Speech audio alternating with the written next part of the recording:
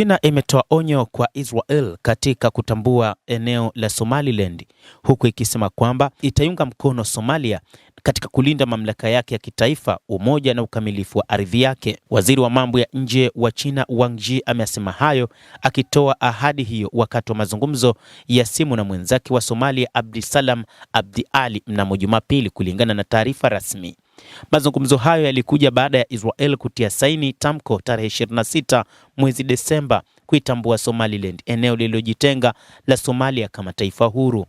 Yerusalem Magharibi imekuwa nchi ya kwanza na ya pekee ambayo imeamua kulitambua eneo hilo ambalo limekuwa likijitawala tangu kujitangazia uhuru kutoka kwa Somalia mwaka 1991. Hatua ya serikali ya Israel imekabiliwa na ukosoaji mkubwa, huku Umoja wa Afrika ukitoa wito wa kufutwa kwake mara moja. Siku ya Jumapili, waziri wa mambo ya nje wa China alisisitiza upinzani wa Beijing kwa majaribio yoyote ya Somaliland ya kushirikiana na Taiwan katika kutafuta uhuru. Alisema ili kukabiliana na mabadiliko ya hali ya kimataifa, China itaimarisha ushirikiano wake na Somalia katika nyanja kama vile usalama, ulinzi na biashara, na pia kuendeleza ushirikiano wa kimkakati kati ya nchi hizo mbili.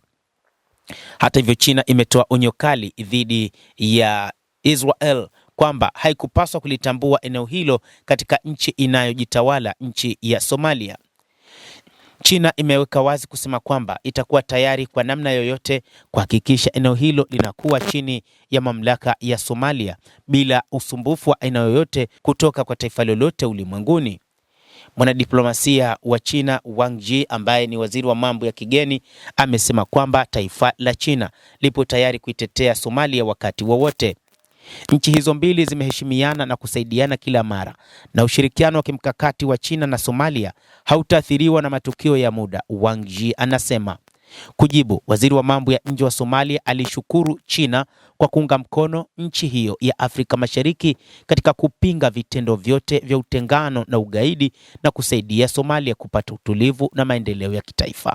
Wang alitazamiwa kuzuru Somalia kama sehemu ya ziara yake kila mwaka barani Afrika, lakini safari hiyo iliahirishwa kutokana na kile ubalozi wa China ulichoeleza kuwa ni mabadiliko ya ratiba na mazungumzo ya kirafiki. Mwanadiplomasia huyo alitembelea Tanzania na Ethiopia na kumalizia safari yake ya siku 6 katika kituo cha mwisho nchini Lesotho mnamo tarehe 8 Januari. Alizindua mwaka wa mabadilishano ya watu wa Afrika na watu wa China na Afrika kwenye makao makuu ya Umoja wa Afrika mjini Addis Ababa ili kuimarisha ushirikiano na kukuza mustakabali mwema wa uhusiano kati ya Beijing, Afrika na kusini mwa dunia.